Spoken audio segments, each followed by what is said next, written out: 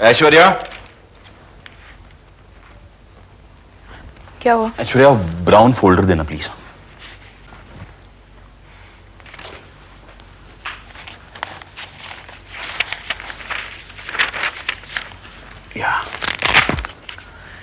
दफ्तर में भी काम, घर पर भी काम, बहुत बिजी हो गए हो ना?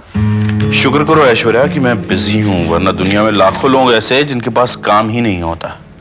दुनिया में लाखों लोग ऐसे भी हैं जिनके पास काम भी होता है और अपनी बीवी के लिए वक्त भी। शिकायत कर रही हो?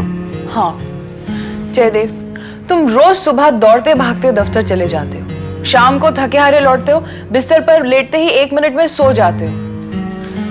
जयदेव, आज छुट्टी का दिन है, तुम आज भी काम कर रहे हो। मैं तुम्हें एक आइडिया बताऊं? अगर तुम मान जाओ तो हम 24 घंटे एक साथ रह सकते और मौका मिलते ही बात भी कर सकते हैं। क्या क्या सोचा? सोचना तुम्हें है ऐश्वर्या। मैंने तुमसे पहले भी कहा था कि मेरे साथ मेरे दफ्तर में काम करना शुरू करो। तुमने उस बात का जवाब ही नहीं दिया। पहले मैं पापा से पूछ लूं, फिर मैं तुम्हें फौरन जवाब दे दूं। नौकरी तुम्हें करनी है, ऑफिस चौहान साहब का है, और परमिशन तुम्हें पापा से लेनी है। तुम समझते नहीं हो जयदेव। देखो, पापा का भी अपना एक न्यूज़पेपर है ना, चौहान अंकल उनके राइवल हैं। अगर मैं तुम्हारे साथ नौकरी करूंगी तो पापा को बुरा लग सकता है। मैं एक बार उन्हें बता दूं। बता दूं? तुमने अभी कहा कि मैं उनसे पूछना चाहती हूँ। हाँ वही। तो बताने और पूछने में फर्क होता है। तुम्हारी मर्जी, बता दो, पूछ लो। बुरा मान गए? बुरा तो लगता है ना। Okay, never mind. मैं भी पूछती हूँ। हाँ।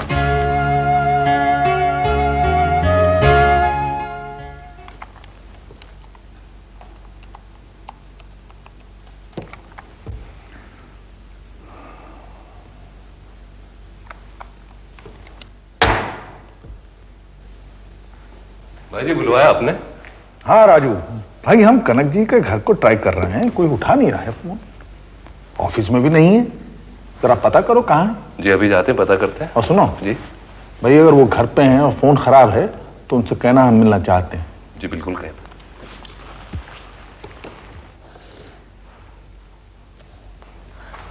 हेलो पापा। आओ बेटा, आओ बैठो। आप ऑफिस नहीं गए आज? बस जाने वाले हैं। खाओगी? नहीं। नरेश और वो डॉली भी नहीं है, तुम चलो हमारे साथ ऑफिस। पापा, मैं आपसे एक बात पूछने आई हूँ। पूछो।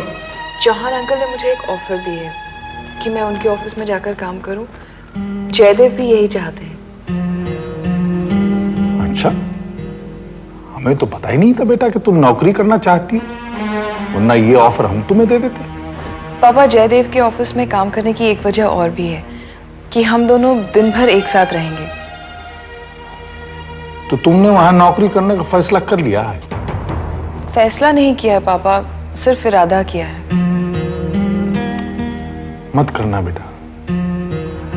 देखो, जयदेव भी वहां चला गया है, अब तुम भी उसी ऑफिस में नौकरी करोगी हमारे राइवल्स की, तो लोग मजाक उड़ाएंगे, कहेंगे कि दामाद और बेटी दोनों घर छोड़ के चले गए। भाई तुम हमारे साथ काम करो, हम तुम्हें काम सिखलाएंगे।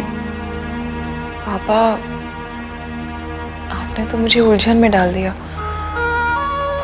अब जयदेव नाराज हो जाएंगे। देखो बेटा, अगर तुमने हमारी बात नहीं मानी तो हम नाराज हो जाएंगे।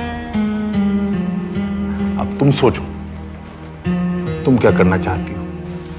जी पापा, सोचती हूँ।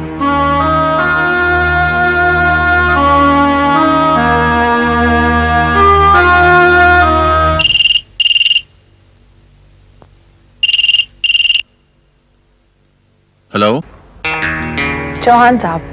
बोल रहा हूँ। Who's calling? Who's calling? अब तो आप आवाज भी नहीं पहचानते। क्या मुझे बताना पड़ेगा कौन बोल रहा है? कैसे फोन किया? आजकल आपने मिलना छोड़ दिया, क्या फोन पे भी बात नहीं कर सकते हम लोग? बात नहीं करना अच्छा है। इस रिश्ते का कोई नाम नहीं, जहां बदनामी के सिवा कुछ नहीं, उस रिश्ते को छोड़ना ही अच्छा। अब ख्याल आया आपको? ये तो आपको तब सोचना चाहिए था जब रिश्ता जोड़ा था। मुझे बदनाम करके अपना दामन बचाकर भागना चाहते हैं आप? आजकल तो आपको ये भी नहीं चिंता कि अनीता कैसी है, किस हाल में होगी। कभी कभी मेरा हाल पूछने भी आया कीजिए। मैं नहीं आ सकता अनीता। अगर मैं कहूं कि मेरी तबीयत ठीक नहीं फिर भी? ये सब बहानेबाजी है। मैं जानता हूं कि तुम्हें कुछ भी नहीं हुआ है। अगर मैं मेरी जान को कुछ कर लूं तब भी? फर्ज कर लो कि मैं खुदकुशी कर लूं और एक चिट्ठी छोड़ जाऊं कि मेरी मौत के जिम्मेदार मिस्टर चौहान है, तब क्या हर्ष होगा आपका? मुझे धमकी दे रही हो? धमका नहीं रही हूं चौहान साहब, भविष्यवाणी कर रही हूं। तुम्हें जो करना हो कर लो Anita. This is your life and I got nothing to do with it. मेहरबानी करके कभी फोन मत कर रहे हैं।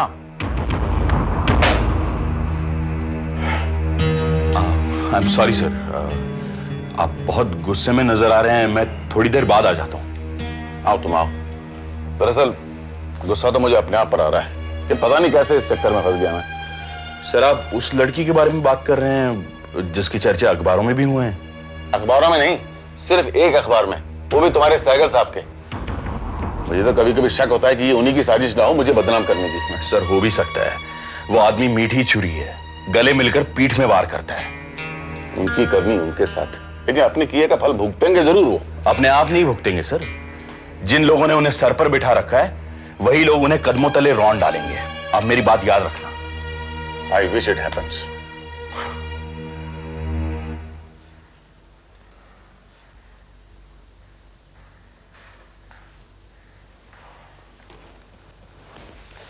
कुछ पता चला? नहीं भाई जी, कुछ भी पता नहीं चल भी गया। तो आस पड़ोस में पूछा तुमने? पूछा भाई जी, लेकिन किसी को कुछ मालूम ही नहीं है।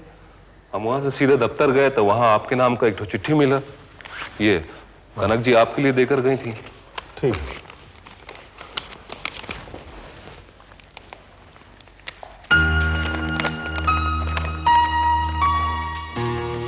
मैं कुछ दिनों के लिए बाहर जा रही हूं, लौट कर आऊंगी तो मिलूंगी। कमाल है, हमें बताए बगैर कहां चली गई?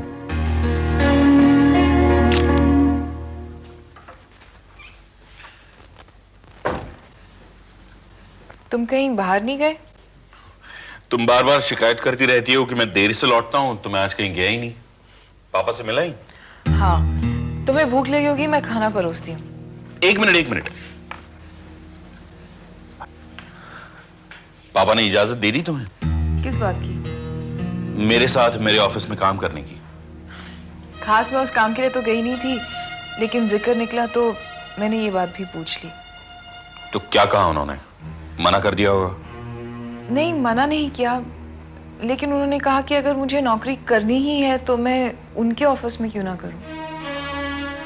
तुमने क्या कहा? जयदेव, मैंने उन्हें कोई जवाब नहीं दिया, लेकिन मैं सोचती हूँ कि वो जो भी कह रहे हैं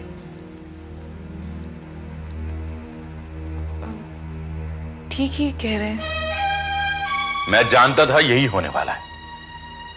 देखो ऐश्वर्या, मैं तुम्हारी नौकरी करने के खिलाफ हूं। मैंने तुम्हें अपने दफ्तर में मेरे साथ काम करने की ऑफर इसलिए दी थी ताकि हम दोनों एक साथ रहें, लेकिन तुम कहीं और नौकरी करो ये मुझे मंजूर नहीं है।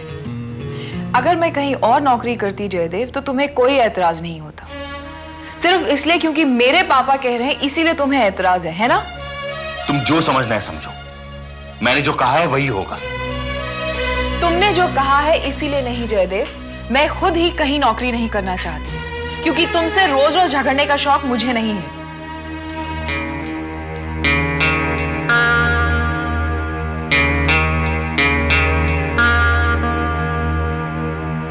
डॉली, डॉली,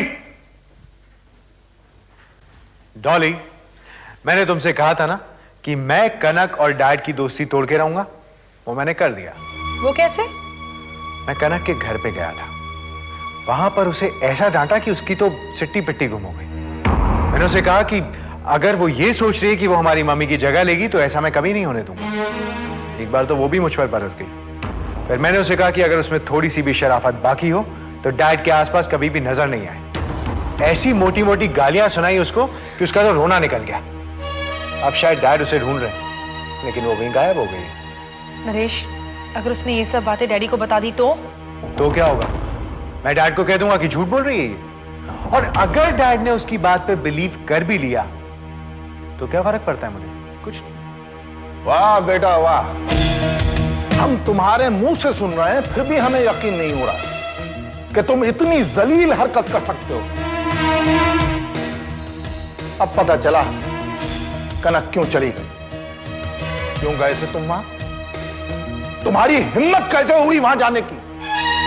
जब आप उसके साथ इश्क लड़ा सकते हैं तो मेरे लिए कौन सा मुश्किल काम था? हमारे बारे में इतनी घटिया बात करते हुए तुम्हें शर्म नहीं आई? जब आपको ये सब करते हुए शर्म नहीं आई तो मुझे ये सब कहने में क्यों शर्म आएगी? आप दोनों के बीच क्या चल रहा है सब समझ में आ रहा है मेरे। आप उसे लेकर हर जगह घूमना चाहते हैं, आप उसे अपने साथ दिल्ली लेकर जाना चाहते थे। अब मैं देखता हूं कि वो आपके आसपास पटकती भी कैसे है। अगर वो कभी घर में नजर आई तो उसे धक्के देके बाहर निकाल दूंगा मैं।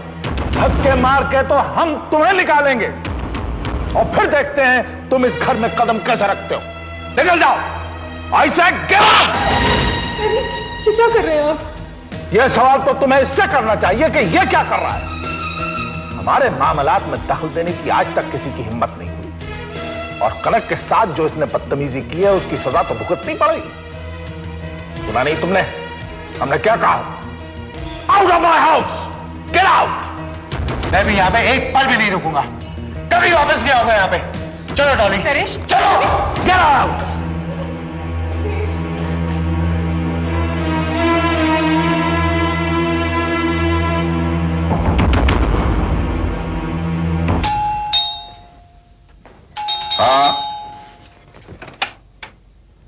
अरे वाह तुम दोनों अचानक कैसे आ गए, और वो भी साथ साथ? आपके अलावा हमारा है ही कौन डैडी, इसलिए हम यहीं आ गए। अरे क्या बात है नरेश, सब खैरियत तो है? अंकल के चंद रोज के लिए हम आपके घर में रह सकते हैं, क्योंकि उस घर में रहना हमारे लिए मुमकिन नहीं है। लेकिन हुआ क्या है? चुप हो जाओ डॉली। शांत। नरेश ऐसा क्यों कह रहा है? वो घर डैड का है और डैड नहीं चाहते कि हम वहां पे रहें। उस घर में वो लड़की रहेगी जिसे डैड चाहते हैं। किसकी बात कर रहे हो तुम? कनक की, जिससे डैड के संबंध हैं। अब डैड उसे अपने साथ लेकर दिल्ली जाना चाहते हैं। पहले उसे अपने बिजनेस में शामिल किया डैड ने, फिर उसके लिए ऑफिस खोल दिया, और अब इतने मेहरबान है उस पर कि उसे लेकर साथ में घूमना फिरना चाहते हैं। और डैडी, जब नरेश ने इस पर ऑब्जेक्ट किया तो वो बहुत बिगड़ गए। हमसे कहा कि इसी वक्त घर से निकल जाओ और दोबारा कभी लौट कर मत आना। क्या हो गया है सहगल साहब को, क्यों ऐसा बर्ताव कर रहे हो?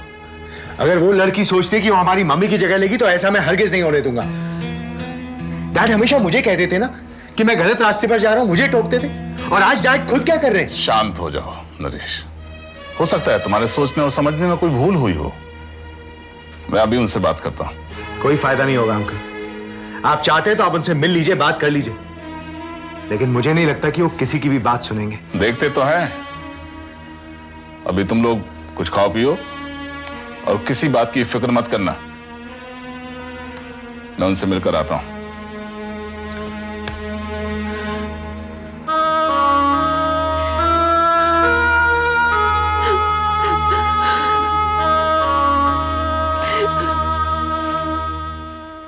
साहब वो त्यागी साहब आए आपसे मिलने के लिए।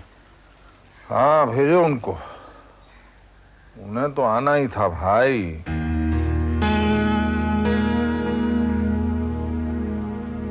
नमस्कार सहगल साहब। नमस्कार त्यागी जी, बैठे बैठे बैठे। ऑफिस जा रहा था, सोचा आपके हालचाल पूछता चलो। हम तो ठीक ही हैं त्यागी जी।